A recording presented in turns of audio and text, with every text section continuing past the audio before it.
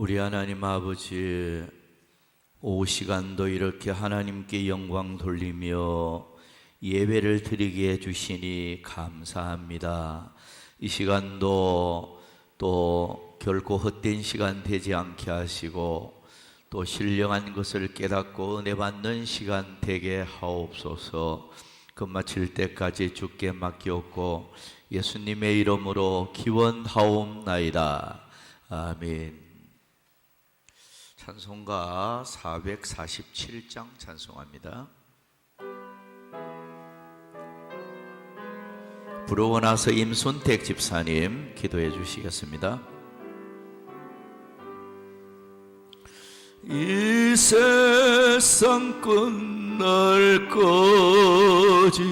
주 섬겨 살리니 내 친구 대신 주여 늘 함께 하소서. 주 나와 함께 하면 전쟁도 겁없고 주 나를 인도하면 널 안심하리라. 나 주를 떠날 때에 주 약속하신 그 영광 중에 모두 이루어 주소서. 나 주의 뒤를 따라 섬기며 살리니 그 크신 은혜 속에 나를 인도하소서. 이 세상 온 것이요 내 몸을 흔들고 저 악한 원수들이 안팎에 있으나 주 나를 돌보셔서 내 방패 되시고 내 옆에 계신 것을 널 알게 하소서. 저 영광 빛난 곳을 주 허락했으니 그 허락하신 곳을 늘 사모합니다. 끝까지 쉬지 않고 주 따라가리니 주 넓은 사랑으로 나를 인도하소서.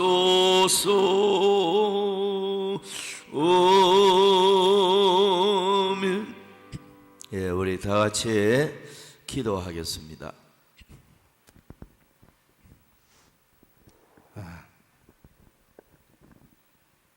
인사드리 기도드립니다.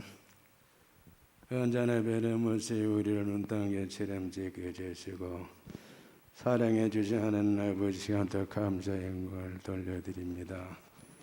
죄로 인해 지옥의 신분을 받을 수밖에 없는 죄 우리들을 십자가의 사랑으로 제사의 방식게 해주시고 성령으로 거듭나게 해주셔서 천국 시민이 되게 해주시고 하나님 사랑받는 자녀의 후사가 되게 해주시고 엄전함 따위 등아리 품되지 보여주시는 사랑의 하나님 시간도 모든 영광을 아버지께 돌려드립니다.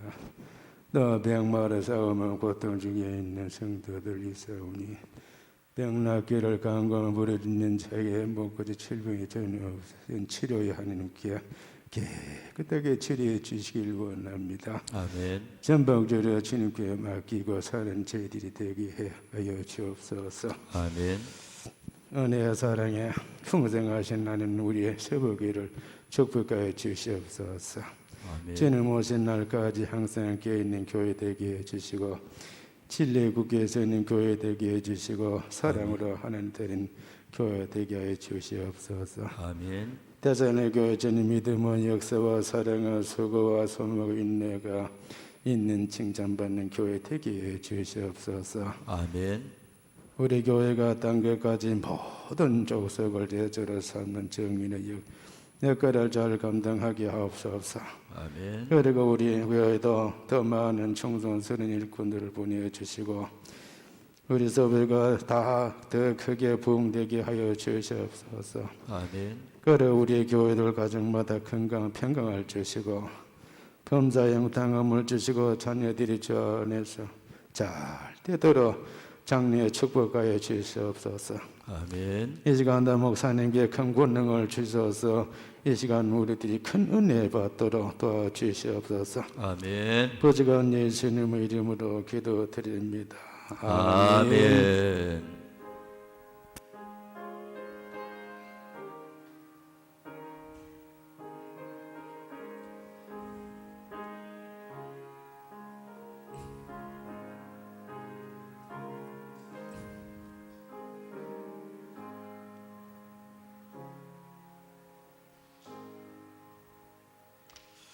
예, 성경 말씀 봅니다. 여호수아 6장 1절부터 5절까지 보도록 하겠습니다. 이스라엘 자손들로 말미암아 여리고는 굳게 닫혔고 출입하는 자가 없더라. 여호와께서 여호수아에게 이르시되 보라, 내가 여리고와 그 왕과 용사들을 네 손에 넘겨주었으니 너희 모든 군사는 그 성을 둘러 성 주위를 매일 한 번씩 돌되 여세 동안을 그리하라.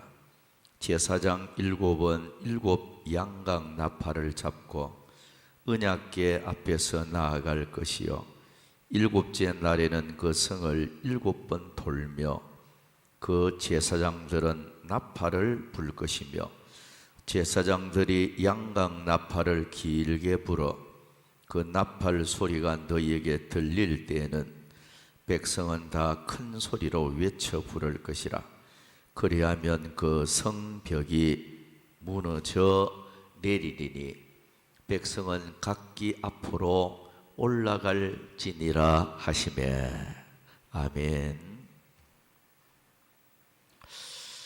이 시간은 무너진 여리고성 이런 설교 제목으로 함께 또 은혜를 나누고자 합니다. 여리고성은 가나안 하나의 진입로라고 볼 수 있어요. 여리고성 자체가 중부 지역에 속하는데요. 이 지역은 요충지고 가나안 전역을 관통하는 아주 진입로와 같은 중요한 요충지입니다.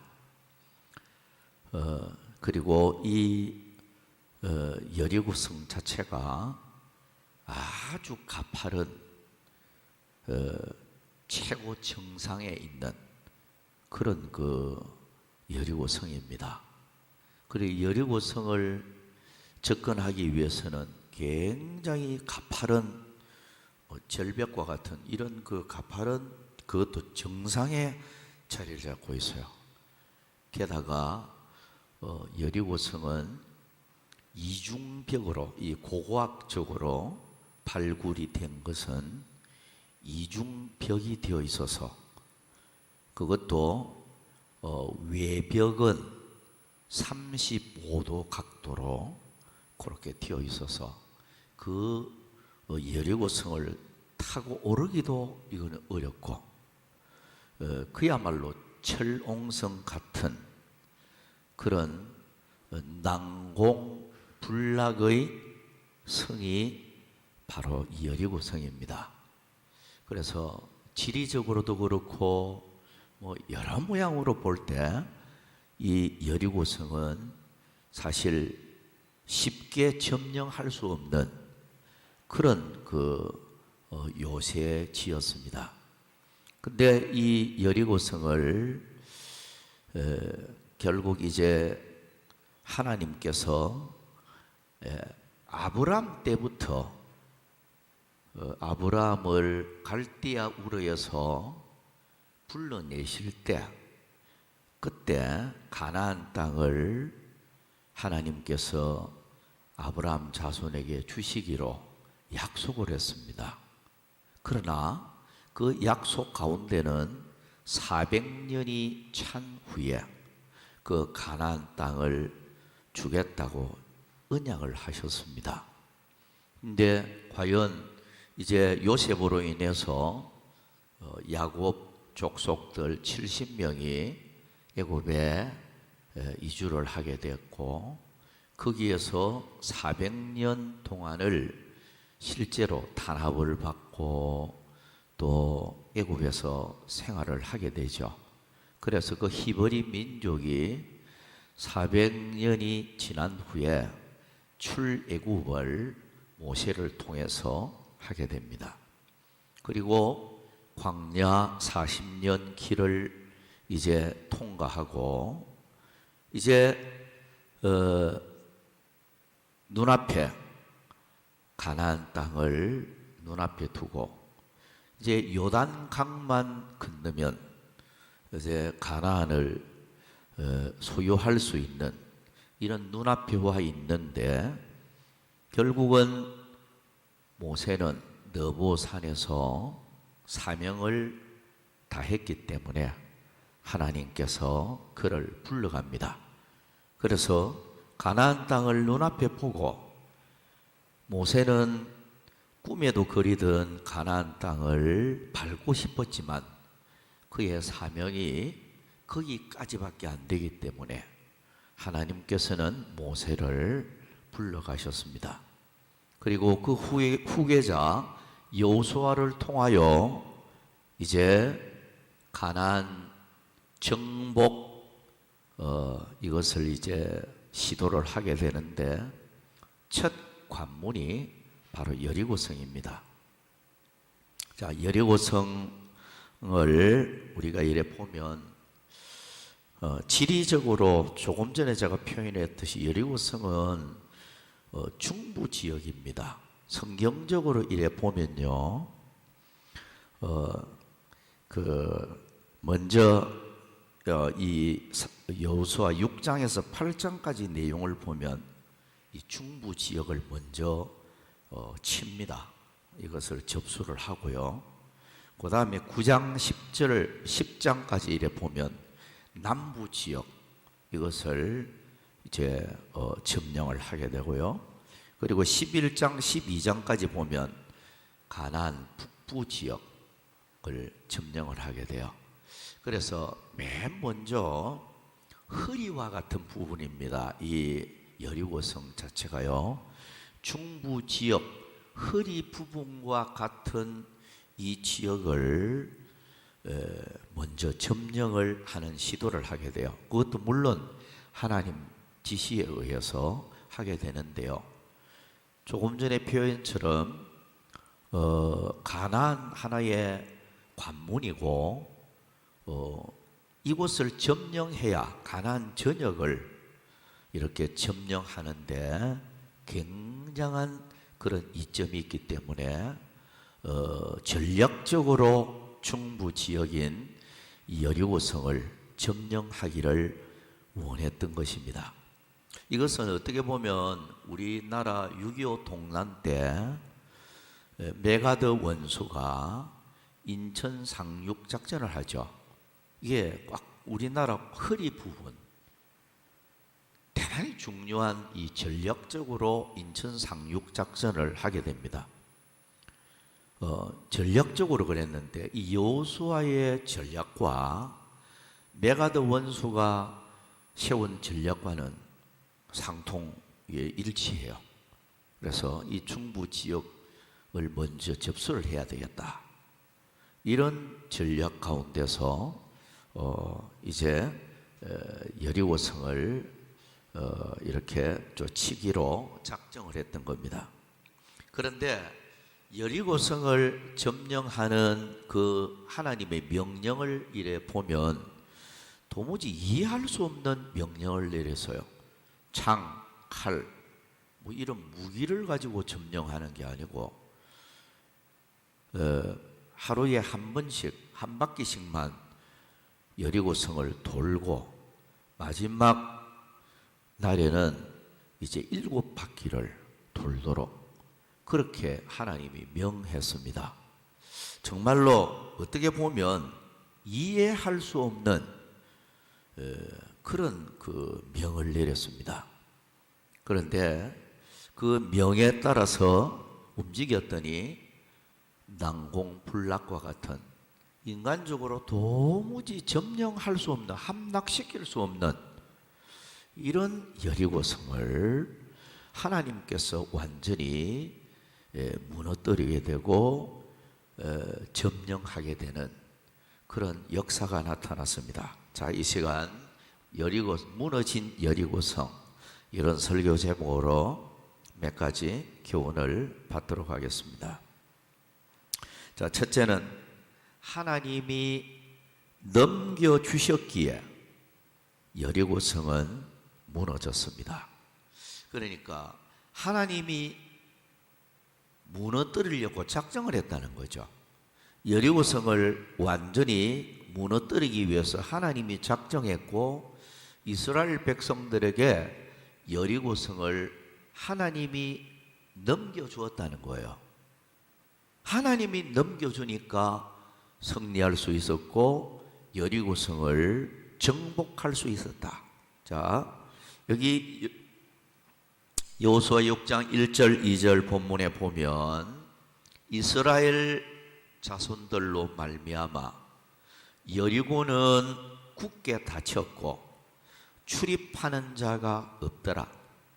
여호와께서 여호수아에게 이르시되 보라, 내가 여리고와 그 왕과 용사들을 네 손에 넘겨주었으니. 그래놨어요. 자, 누가 넘겨주었다고요? 하나님이 여호수아에게 여리고성, 그리고 그 왕, 그리고 그 모든 여리고의 용사들을 네 손에 넘겼다. 뭐 이거는 이미 승리를 하나님이 보장하는 거예요. 내가 여리고성을 너에게 다 넘겼다. 왕도 넘겼고 그 용사들까지도 너희들의 손에 넘겼으니까 정복하라는 거예요.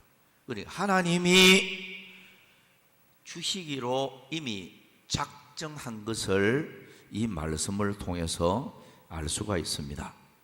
자, 여러분, 우리가 이 말씀을 보면 하나님이 무너뜨리려고 하면 안 무너질 대상이 없어요.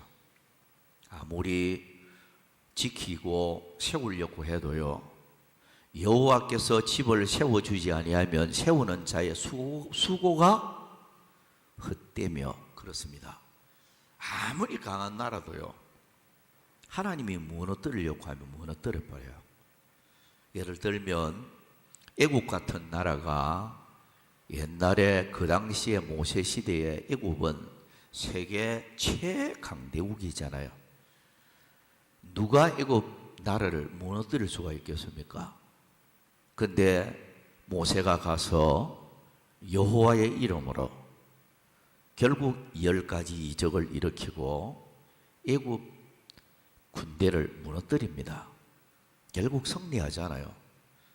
그거 보면 하나님이 무너뜨리려고 하면 무너져요. 하나님이 반대로 세우려고 하면 누구도 무너뜨릴 수가 없어요.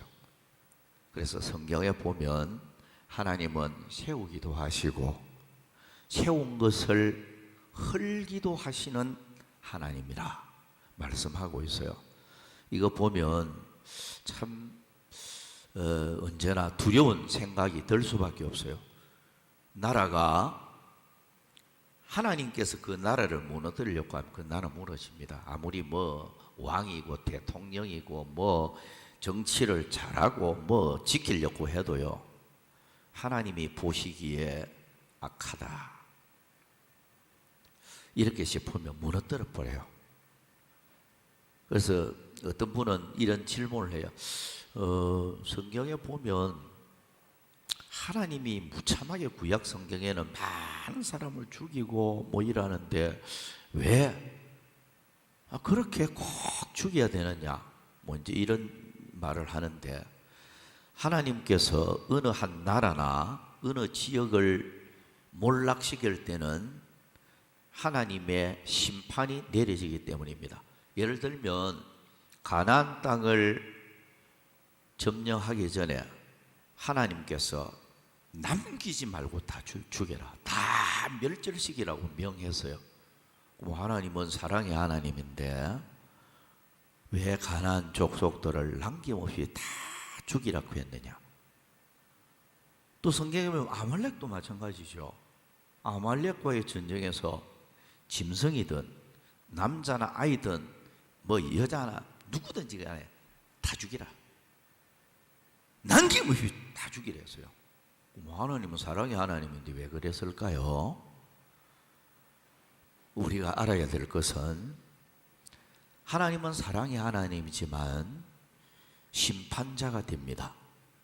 그 대상들이 하나님 보시기에 악을 행했고, 예를 들면 노아 시대도 노아 가정 8명 낳아놓고 인간 지은 것을 한탄을 하고 다 썰어버려야 되겠다, 하나님이 작정을 하고 심판을, 홍수 심판을 내리잖아요. 하나님이 심판할 수밖에 없는 그런 여건이 됐다는 거예요. 그래서 가나안 족속들을 다 살려주지 말고 다 멸절시키라는 것도 바로 그런 맥락으로 우리 생각하면 돼요. 하나님이 볼 때 아주 다 멸절시켜야 된다. 사실 그걸 멸절시켰으면 이스라엘 백성들은 하나님 잘 섬기고 우상 숭배에 안 빠졌을 겁니다. 근데 결국 가나안 족속들 중에는 많은 사람들을 살려주고 완전 멸절시키지를 못했어요. 그 결과로 이스라엘 백성들이 우상 숭배에 빠지고 그렇게 하나님 앞에 범죄하고, 그러니까 결국 그것이 나중에 하나님의 백성들의 눈을 찌르는 가시 같은 역할을 하게 되는, 그래서 하나님이요 처단할 때는 사랑이 없어서가 아니고 심판의 대상이 되었기 때문에요. 그러니까 하나님께서 그걸 처단을 하는 이런 모습을 보게 돼요. 자, 여리고성을 점령하기 위해서 1차 공격을 하는데, 오늘 조금 전에 읽은 말씀에 보면 여리고는 굳게 닫혔다, 그리고 출입하는 자가 없더라. 이 무슨 말이에요? 완전 무장하고 있는 거예요. 벌써 정보를 듣고 이스라엘 백성들이 가나안 점령을 위해서 출전하고 있음을 그들은 알고 있었고, 여리고성을 완전히 문을 닫고 출입하는 자가 없었다는 것은 전쟁을 하기 위해서 자기들의 이 성을 사수하기 위해서 결전 의지를 보이고 있는 거예요. 다 완전 준비하고 있는.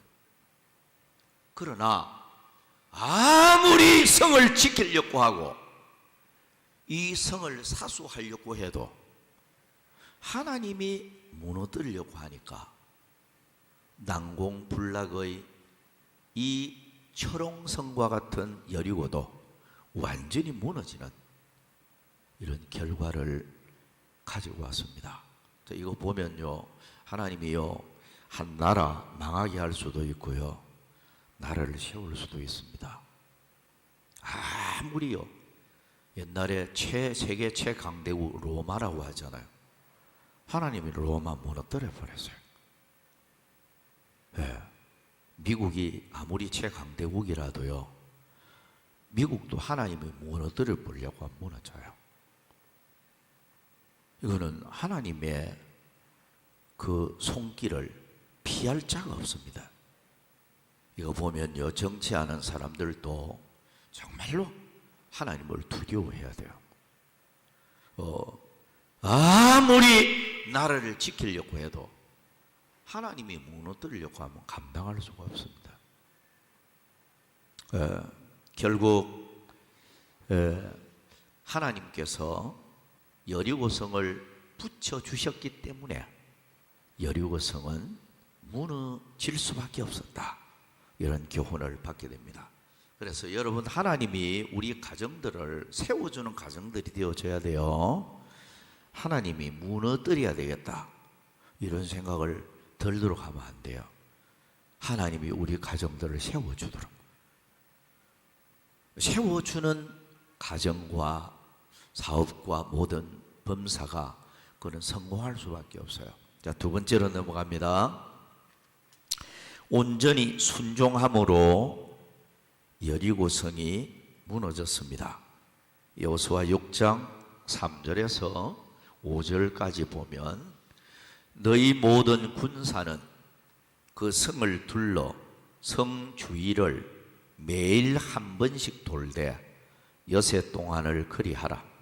제사장 7번 7 양각 나팔을 잡고 언약궤 앞에서 나아갈 것이요, 7째 날에는 그 성을 7번 돌며 그 제사장들은 나팔을 불 것이며 제사장들이 양각 나팔을 길게 불어 그 나팔 소리가 너희에게 들릴 때는 백성은 다 큰 소리로 외쳐 부를 것이라. 그리하면 그 성벽이 무너져 내리리니 백성은 각기 앞으로 올라갈지니라 하시며. 자, 여기 이 말씀을 가만히 보면서 하나님이 지시하시는 행동 지침이 몇 가지가 나오죠. 하나는 엿새 동안 매일 한 번씩 성 주위를 돌아라 하는 것이고, 두 번째는 제사장 7번 7 양각 나팔을 잡고 언약궤 앞에서 나가라. 그럼 제사장들이 앞서가잖아요. 그것도 법궤, 하나님의 궤를 앞세우고. 이것은 전쟁을 수행함에 있어서 하나님을 앞세우는 걸 가르쳐요. 그리고 세 번째는 7째 날에는 성을 7번 돌고 제사장들은 양각 나팔을 길게 불어라, 이렇게 지침을 내렸습니다. 네 번째는 나팔 소리가 들릴 때 백성들은 큰 소리로 외치라. 그리하면 여리고성이 무너질 것이다, 이렇게 말씀하셨는데, 자, 여리고성을 무너뜨리는 마지막 이 순간에 7째 날에 7 양각 나팔을 길게 불어라. 자, 이 나팔 소리는 두 가지 면이 의미가 있어요. 하나는 악인을 심판하는 나팔 소리입니다. 성도들, 하나님의 백성들은 승리의 나팔 소리입니다. 그렇죠? 그렇습니다. 자, 예수님 재림하실 때 마지막 나팔을 예표하는 말씀이기도 합니다. 마지막 나팔이 울려 퍼질 때 두 가지 의미가 있습니다. 하나는 하나님을 믿지 않는 악인들에게는 심판의 나팔 소리입니다. 그러나 하나님의 백성된 성도들은 그 나팔 소리가 구원을 알리는, 천국 입성을 알리는 승리의 나팔 소리입니다.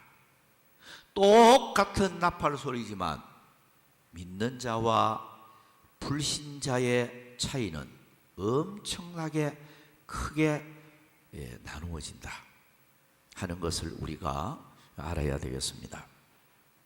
아무튼 자, 하나님이 지시하시는 행동 지침을 그대로 시키는 대로 수행을 했습니다.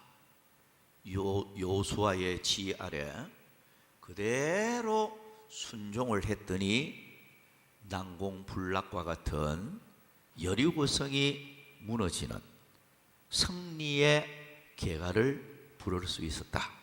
자, 우리가 이 말씀을 보면서 주님의 기적이 나타났기 때문에 승리했잖아요.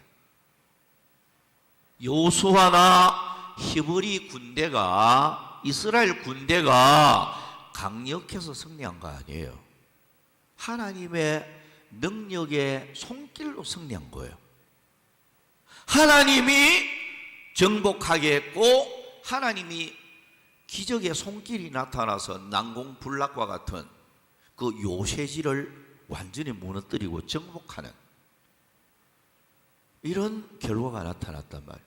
우리가 여기에서 깨닫는 것은 하나님의 기적의 손길이 언제 나타나느냐? 시키는 대로 순종할 때 나타나요. 성경의 모든 게 그렇습니다. 요한복음 2장에 보면 가나 혼인잔치집에 예수님의 이적이 참 나타난 곳이에요. 예수님이 많은 이적을 일으켰는데요, 가나 혼인잔치집의 이적은 첫 이적입니다. 그런데 그 이적이 어떻게 해서 나타났습니까? 예수님이 시키는 대로, 말씀하는 대로 그대로 했더니 물이 포도주로 변하는 이적이 나타나서요. 누가복음 5장을 이래 보면 물고기 많이 잡은 것도 마찬가지요. 밤이 맞도록 잡은 것이 없지만은 말씀에 의지하여 내가 그 물을 내리리라 하고 그리 한적 많은 물고기를 잡았다고 기록하고 있어요. 주님 시키는 대로 말씀대로 했더니 이적이 나타난 거예요. 예? 우리가 성경에 보면 뭐 소경이 실로암 못에 가서 씻으라, 실로암 못에 가서 씻으라고 했는데 시키는 대로 했더니 눈이 밝아지는 이적이 나타났다. 이 모든 것은 주님의 말씀을 우리가 그대로 지키는 대로 이행할 때 주님의 이적의 손길, 능력의 손길, 이게 나타난다는 거예요. 이런 면에서 여러분, 누가 주님의 큰 능력의 손을 체험할 수 있는 줄 아십니까? 말씀 순종 잘하는 사람, 예, 주님의 말씀대로 이행하는 사람, 그 사람이 주님의 승리도 체험하고 이적도 체험하고 놀라운 그런 체험을 할 수가 있다.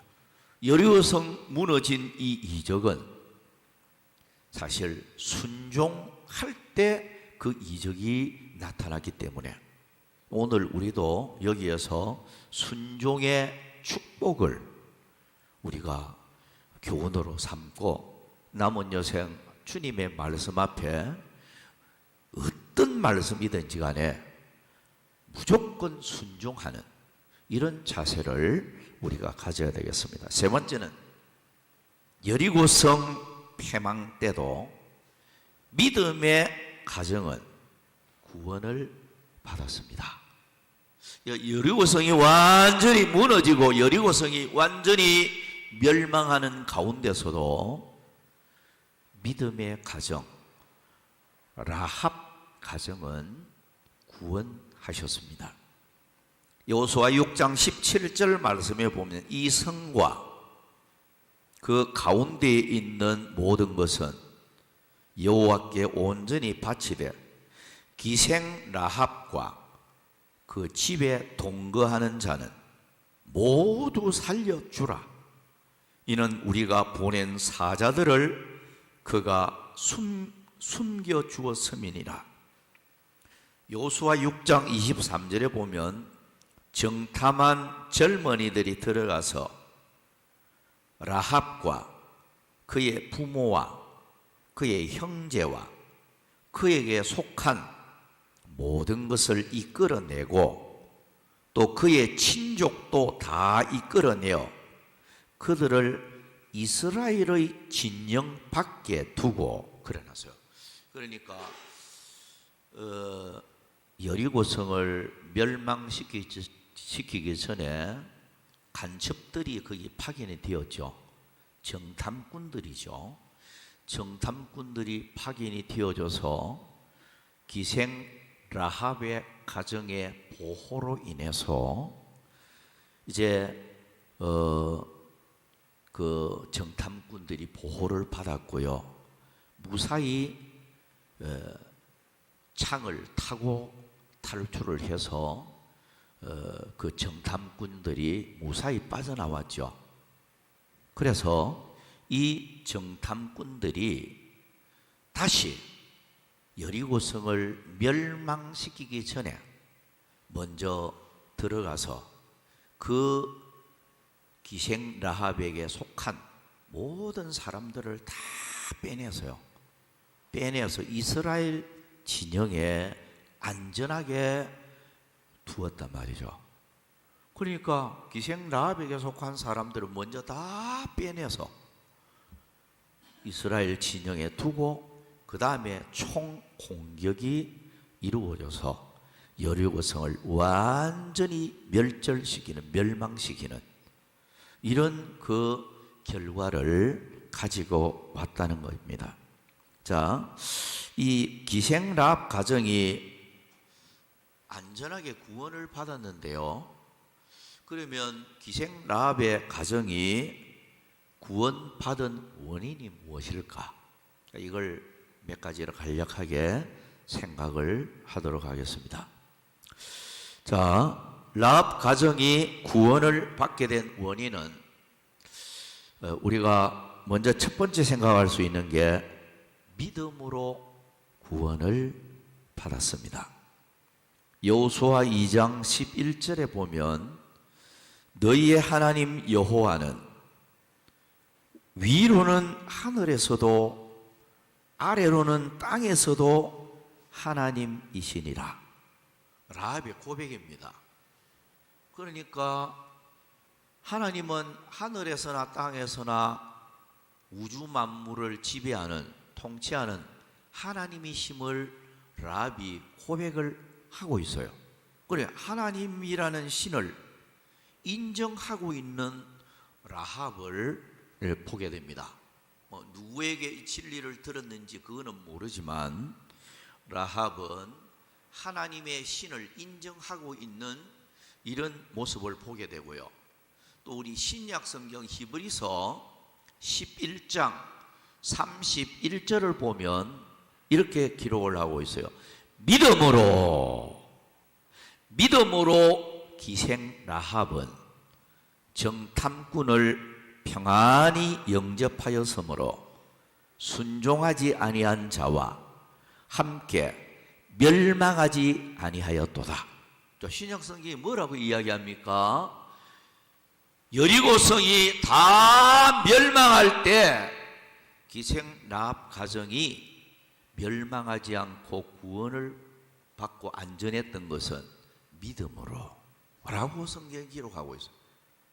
믿음으로 기생 라합 가정이 구원을 받았다. 이렇게 묘사를 하고 있는 것입니다. 오늘 여러분, 이 믿음이라는 것은 참 중요합니다. 예수님께서 이 땅에 마지막 나팔 불면서 재림하고 심판할 때도 마찬가지입니다.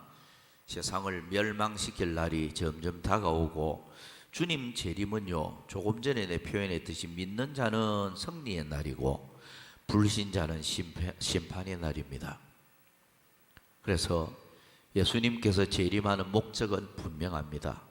믿지 않는 자는 심판, 믿는 자는 영원한 천국으로 이송시키는 영원한 구원에 들어가는 이 목적을 갖고 주님 재림하거든요. 그런데 믿는 자는 구원을 받게 됩니다. 그래서 참 믿음의 소중함을 이 말씀을 통해서 우리에게 깨우쳐 주고 있는 것입니다. 두 번째는 창문에 붉은 줄로 표시하여 구원을 받았습니다. 여호수아 2장 18절, 우리를 달아내린 창문에 이 붉은 줄을 메고 내 부모와 형제와 내 아버지의 가족을 다 내 집에 모으라. 자, 이 붉은 줄, 이 표시입니다. 구원의 표시입니다. 여리고성을 멸망시킬 때 사실 붉은 줄로 기생 라합 가정을 표시하는 구원의 줄이기도 합니다. 그런데 뭘 우리가 여기서 의미를 부여합니까? 붉은 줄은 예수 그리스도의 보혈 상징입니다. 그 붉은 줄 때문에 심판이 넘어가는 거예요. 그러니까 이 붉은 줄은 예수 그리스도의 보혈 상징으로 예수 그리스도를 믿고 십자가에 나를 위해서 피 흘려 주신 주님을 믿는 자는 심판이 넘어가고 이런 유월절 축복이 임하게 됩니다. 유월절 축복이 바로 그 축복이에요. 문설주에 피를 발라놓을 때에 그 집에 심판이 넘어갔잖아요. 그냥 뛰어 넘어가는 거, 이게 유월절의 축복이거든요. 그러니까 붉은 줄 때문에 기생 라합 가정이 구원을 받았듯이 예수 그리스도의 보혈의 피를 믿고 또 그것을 내 마음에 품고 있는 사람은 그 사람은 심판이 지나가고 구원을 받게 된다. 이런 교훈을 여기서 받게 됩니다. 자, 그래서 천국에는 흰옷 입은 사람들만 있다고 했죠. 그 흰옷 입은 사람들이 그 원인이 무엇입니까?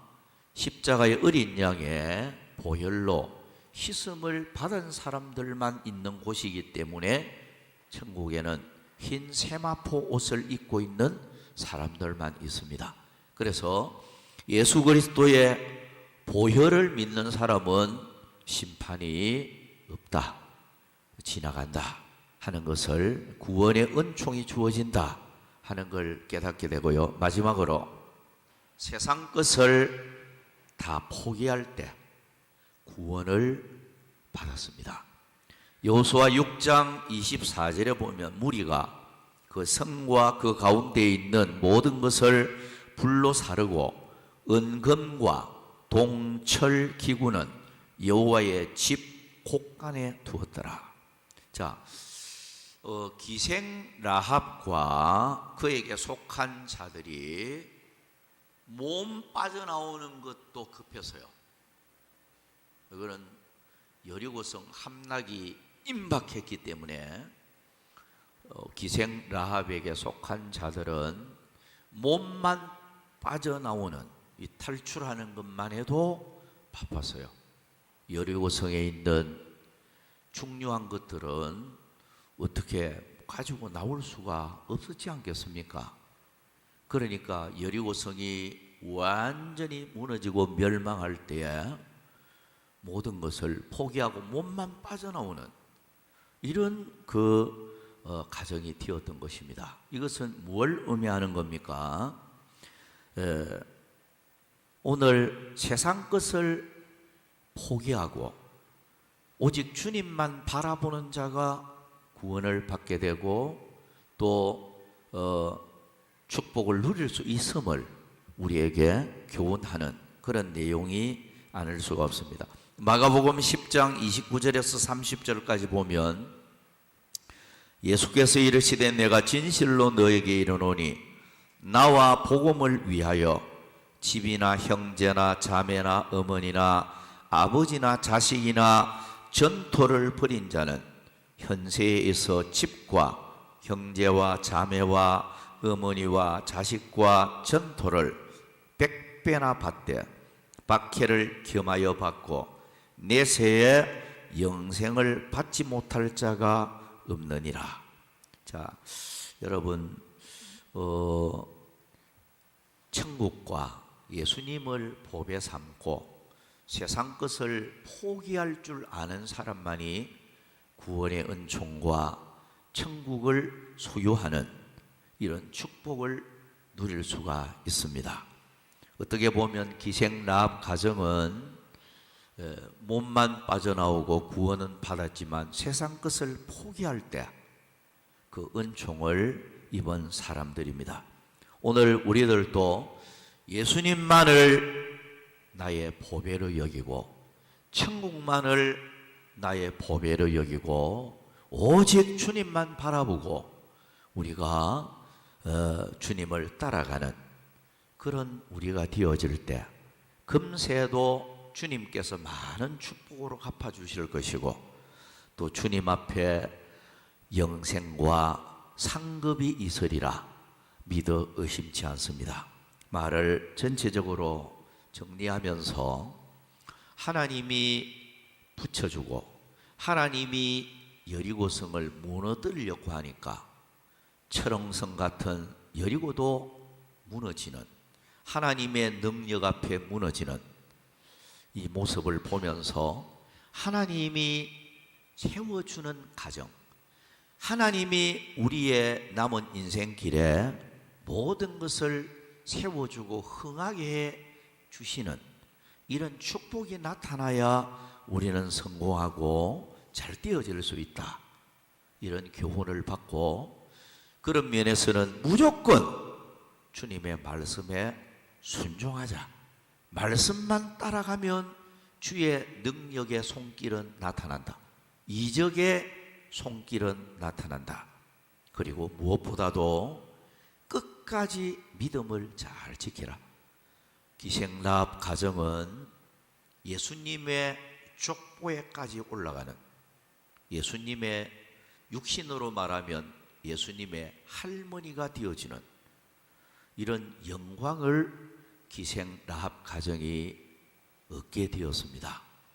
그래서 기생은 별로 좋은 직업이 아니잖아요. 그러나 그는 믿음으로 영광을 얻었고 구원을 받았고 멸망시에도 그 가정은 보호를 받을 수가 있었습니다.